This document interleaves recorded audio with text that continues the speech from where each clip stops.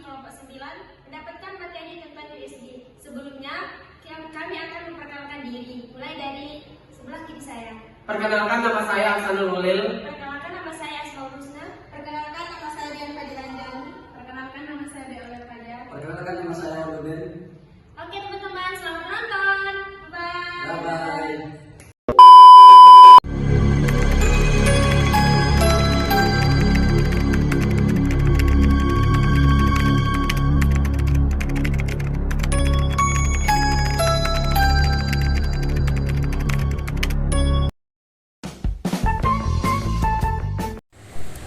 Oke, materi pertama yang akan kita bahas di sini adalah sejarah USG. Pertama kali ultrasonik ini digunakan oleh bidang teknik untuk keadaan, yaitu teknik sonar atau Sound Navigation and Ranging oleh Langevin pada tahun 1918, seorang ilmuwan Perancis pada waktu Perang Dunia Pertama dengan tujuan untuk mengetahui adanya kapal selam musuh. Kemudian digunakan dalam pelayaran untuk menentukan kedalaman laut. Kemudian menjelang Perang Dunia Kedua pada tahun 1937 digunakan pertama kali untuk pemeriksaan jaringan tubuh. Tetapi hasilnya belum memuaskan. Setelah Perang Dunia Kedua, digunakan untuk pemeriksaan alat-alat tubuh Hoy dan Bliss pada tahun 1952. Setelah melakukan pemeriksaan USG pada beberapa organ, misalnya pada hepar dan ginjal.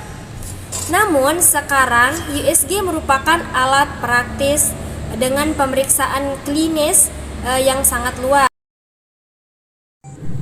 Baiklah, materi selanjutnya yaitu pengertian dan kegunaan USG. Yang pertama yaitu definisi. USG merupakan salah satu imaging diagnostik atau pencitraan diagnostik. Tujuannya untuk pemeriksaan alat dalam tubuh manusia. Kemudian kegunaannya dapat mempelajari bentuk ukuran anatomis, gerakan, serta hubungan dengan jaringan sekitarnya. Kemudian USG bersifat non-invasif, yaitu dapat dilakukan dengan cepat, aman. Data yang diperoleh mempunyai nilai diagnostik yang tinggi.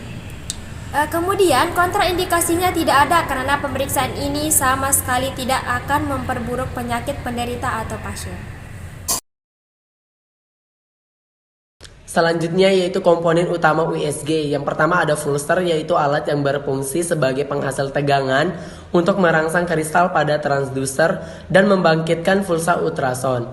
Yang kedua ada transducer, yaitu alat yang berfungsi sebagai transmitter atau pemancar sekaligus sebagai receiver atau penerima. Dalam fungsinya sebagai pemancar, transducer merubah energi listrik menjadi energi mekanik berupa getaran suara berfrekuensi tinggi. Fungsi receiver pada transducer merubah energi mekanik menjadi energi listrik. Yang ketiga yaitu tabung sinar katoda, yaitu alat untuk menampilkan gambaran ultrasound. Pada tabung ini terdapat tabung hampa udara yang memiliki beda potensial yang tinggi antara anoda dan katoda. Yang keempat yaitu printer, alat yang digunakan untuk mendokumentasikan gambaran yang ditampilkan oleh tabung sinar katoda. Yang kelima yaitu display, alat peraga hasil gambaran scanning pada TV monitor.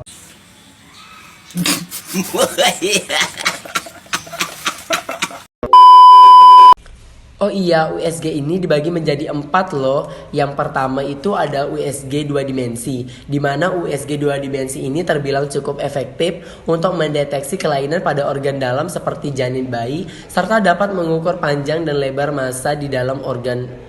Yang kedua USG 3 dimensi. Alat ini sering digunakan di rumah sakit dengan tenaga dokter spesialis yang lengkap. USG 3 dimensi dapat mendeteksi kelainan pada janin, struktur organ yang bermasalah, dan kelainan lainnya. Hasil USG 3 dimensi juga dapat direkam dengan hasilnya dapat dilihat ke dalam CD. Yang ketiga USG 4 dimensi. USG 4 dimensi ini adalah hasil yang diberikan sangatlah detail hingga bagian-bagian kecil.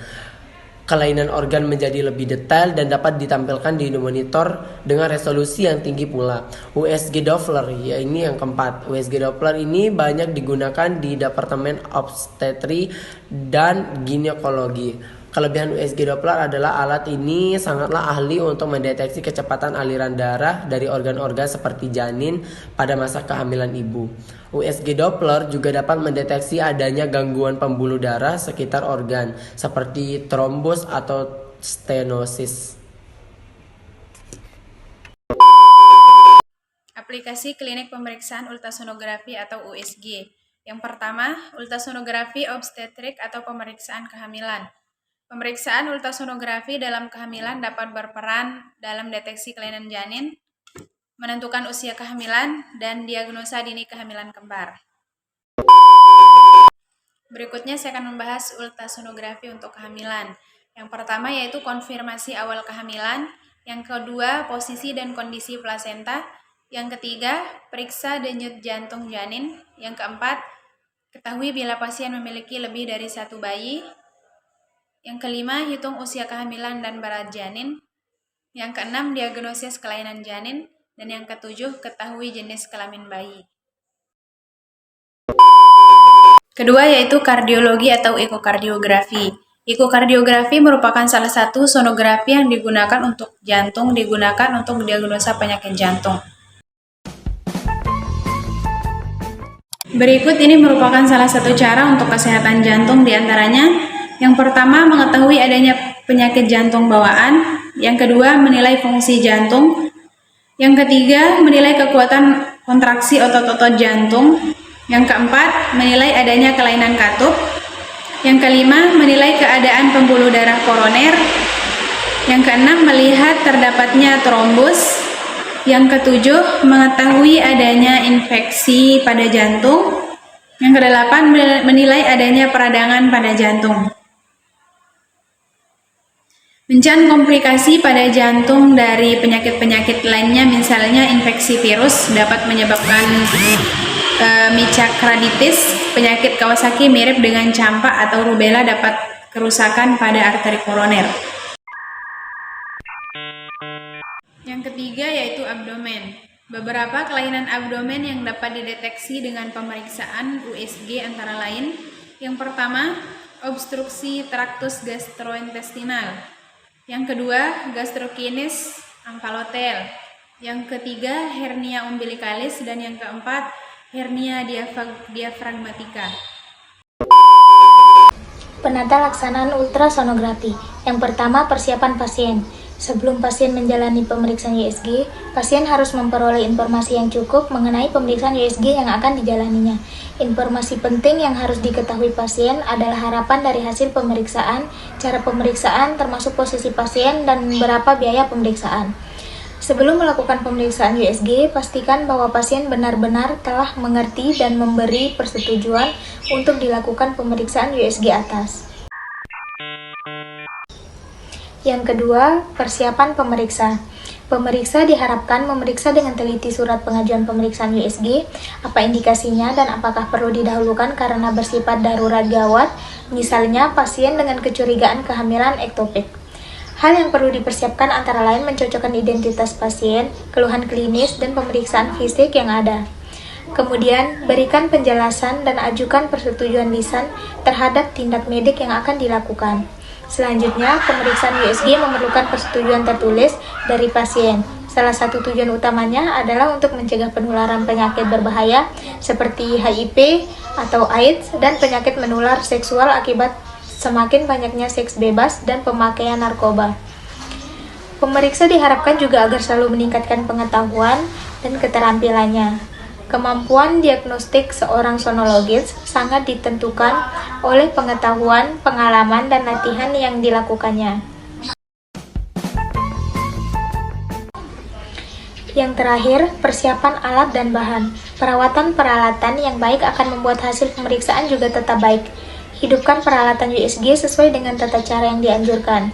Panduan pengoperasian peralatan USG sebaiknya diletakkan di dekat mesin USG. Hal ini sangat penting untuk mencegah kerusakan alat akibat ketidaktahuan operator USG. Selanjutnya, perhatikan tegangan listrik pada kamar USG karena tegangan yang terlalu naik turun akan membuat peralatan elektronik mudah rusak. Setiap kali selesai melakukan pemeriksaan USG, bersihkan semua peralatan dengan hati-hati, terutama pada transducer atau penjejak yang mudah rusak. Bersihkan transducer dengan memakai kain yang lembut dan cuci dengan larutan anti kuman yang tidak merusak transducer. Selanjutnya, taruh kembali transducer pada tempatnya, rapikan dan bersihkan kabel-kabelnya, jangan sampai terinjak atau terjepit.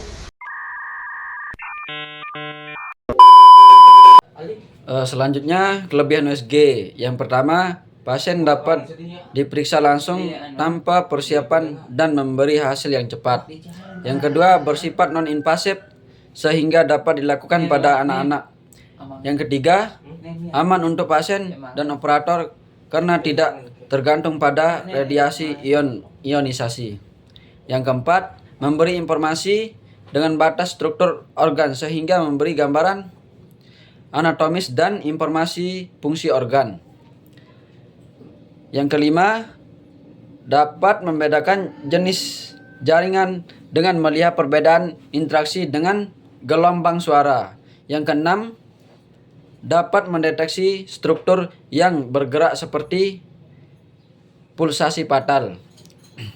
Ada juga kelemahan USG. Yang pertama, dapat ditahan oleh kertas tipis. Yang kedua, antara transducer atau probe dengan kulit tidak dapat kontak dengan baik atau interfase sehingga bisa terjadi artefak sehingga perlu diberi jeli sebagai penghindar ultrasound.